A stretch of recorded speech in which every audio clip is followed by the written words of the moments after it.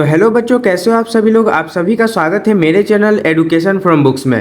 तो आज की वीडियो में हम लोग देखेंगे बिहार बोर्ड क्लास 9 मैथ का प्रश्नावली 4.2। तो चलिए इस प्रश्नावली को शुरू करते हैं। तो सबसे पहला प्रश्न है, निम्नलिखित विकल्पों में से कौन सा विकल्प सत्य है और क्यों। तो यहाँ पे हम लोगों को दिया हुआ है कि y बराबर 3x प्लस 5 का, अब इन तीन ऑप्शन में से कौन सा सही है वो बताना है। तो ये देखिए कि ये दो चर वाले रैखिक समीकरण है। अब इसका मैंने आपको बताया था कि इसका जो है अपरिमित रूप से अनेक हल होते हैं, यानी कि एक अद्वितीय हल नहीं होता है। यानी कि अगर ये वाला ऑप्शन देखें जो कि एक अद्वितीय हल है, तो ये तो केवल एक चर वाले रैखिक समीकरण का होता है, लेकिन यहाँ पे दो चर वाले हैं तो इसका अपरिमित रूप से बहुत सारे हल हो सकते हैं। क्यों, अब क्यों पूछा है तो क्यों में हम लोग लिख सकते हैं क्योंकि y का प्रत्येक मान के लिए x का उसका एक संगत मान होगा। यानी कि अगर हम लोग y में कुछ मान रख दे तो x का कुछ मान निकल जाएगा, फिर अगर y का मान बदल दे तब x का मान कुछ और आ जाएगा। इस तरह से अपरिमित रूप से अनेक हल इसका निकल सकता है। अब दूसरे प्रश्न को देखते हैं। तो दूसरा प्रश्न है, निम्नलिखित समीकरणों में से प्रत्येक समीकरण के 4 हल लिखिए। यानी कि हम लोगों को 3 समीकरण दिया है और तीनों का 4-4 हल निकालना है।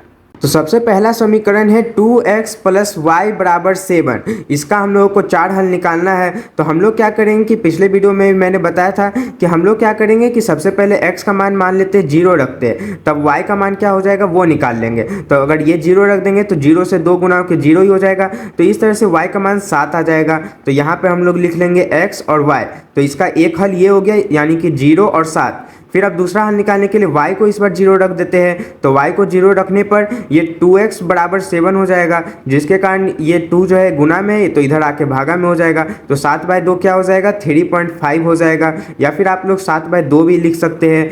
अब यहाँ पे हम लोग क्या करेंगे कि x का मान इस बार 1 रखते हैं। तो 1 रखने पर ये 2 1 जा 2 हो जाएगा, और उसके बाद फिर ये 2 इधर घट जाएगा तो 5 हो जाएगा। तो y का मान 5 हो जाएगा। अब y का मान 1 रखने पर ये 1 इधर जाएगा तो घट जाएगा तो 6 हो जाएगा, और 2 3 जा 6 होता है तो x का मान 3 आ जाएगा। तो इस तरह से हम लोगों ने इसका 4 हल निकाल लिया। अब दूसरा समीकरण देखते हैं। तो दूसरा समीकरण है पाई x प्लस वाई बराबर 9। तो अब ध्यान से देखिए, इसमें हम लोग भी वही सेम चीज़ करेंगे कि यानी x y इस तरह से लिख लिए। अब x का मान सबसे पहले 0 रख देते हैं तो y का मान 9 आ जाएगा। उसके बाद फिर अब हम लोग y का मान 0 रख देंगे। तो ध्यान से देखिए कि ये पाई जो है इधर गुना में तो इधर आके भागा में आ जाएगा, यानी कि 9/पाई आ जाएगा। फिर उसके बाद अब x का मान 1 रखते हैं। तो 1 रखने पर ये पाई हो जाएगा और ये पाई इधर घट जाएगा, तो यानी कि 9 माइनस पाई हो जाएगा। और उसके बाद फिर इसमें 1 रखेंगे, यानी y का मान 1 रखने पर ये इधर घट जाएगा तो 8 हो जाएगा, तो 8/पाई आ जाएगा। तो ये हम लोगों का 4 हल हो गया इसका। तो तीसरा समीकरण है x बराबर 4y। तो इसका हम इसी तरह से निकालेंगे, यानी x y लिख दिए। तो सबसे पहले अगर हम लोग x का मान 0 रख दे तो यहाँ पे 0 हो जाएगा, और ये 4 इधर गुना में है तो इधर आके भागा में हो जाएगा। तो 0/4 आप लोगों को पता हो कि 0 ही होगा। फिर उसके बाद दूसरा अब हम लोग क्या करेंगे कि x का मान 1 रखेंगे, क्योंकि इस बार हम लोग y का मान वापस 0 नहीं रख रहे, क्योंकि दोनों में तो पहले ही 0 आ चुका है। अब x का मान 1 रखते हैं तो ये हो जाएगा 1, और ये 4 इधर आ जाएगा, तो यानी 1/4 आ जाएगा। उसके बाद फिर अब y का मान 1 रखेंगे। तो y का मान जैसे ही 1 रखेंगे तो ये x का मान 4 हो जाएगा, क्योंकि 4 × 1 4 हो जाएगा। फिर उसके बाद अब x का मान 2 रखते हैं। तो x का मान 2 रखने पर ये 2 से 2 कट जाएगा, तो इस तरह से 1/2 आ जाएगा। तो यहाँ पे हम लोगों का ये 4 हल हो गया है। मैंने यहाँ लाइन बाय लाइन ही लिया है कि सबसे पहले 0, उसके बाद 1, उसके बाद 2। आप लोग चाहे तो कोई भी नंबर लेकर दूसरे का मान निकाल लीजिएगा। इस तरह से आप लोग बहुत सारे हल निकाल सकते हैं। चलिए अब क्वेश्चन नंबर 3 देखते हैं। तो क्वेश्चन नंबर 3 में है कि बताइए कि निम्नलिखित हलों में से कौन कौन समीकरण x - 2y बराबर 4 के हल है और कौन कौन हल नहीं है। यानी कि हम लोगों को ये समीकरण दे दिया है और हम लोगों को बताना है कि ये जो पांचों है इसमें से कौन कौन इसका हल है और कौन नहीं है। तो ये चेक करने के लिए हम लोग कुछ नहीं करेंगे कि ये दोनों जो मान है ये x और y का मान है, यानी शुरू वाला x का होता है और बाद वाला y का।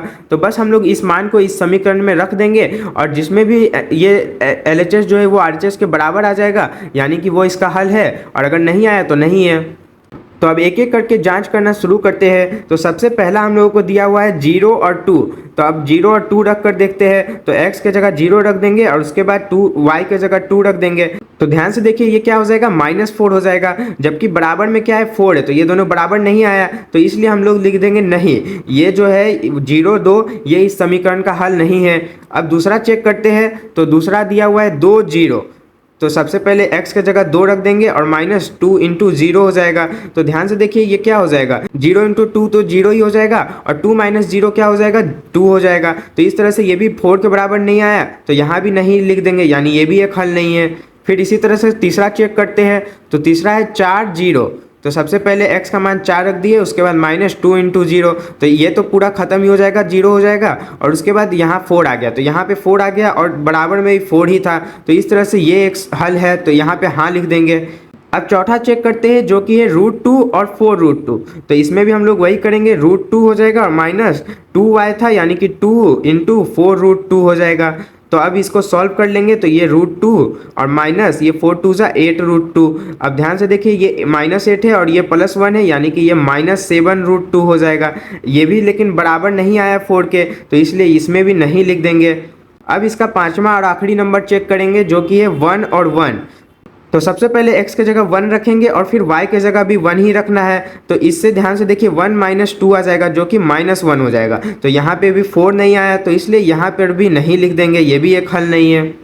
अब इस एक्सरसाइज का सबसे आखिरी क्वेश्चन देखते हैं, जो कि है कि k का मान ज्ञात कीजिए जबकि x बराबर 2 और y बराबर 1 जो है वो समीकरण 2x + 3y बराबर k का एक हल हो। यानी कि हम लोगों को ये बता दिया है कि ये 2 और 1 जो है वो इस समीकरण का हल है और हम लोगों को बस k का मान निकालना है।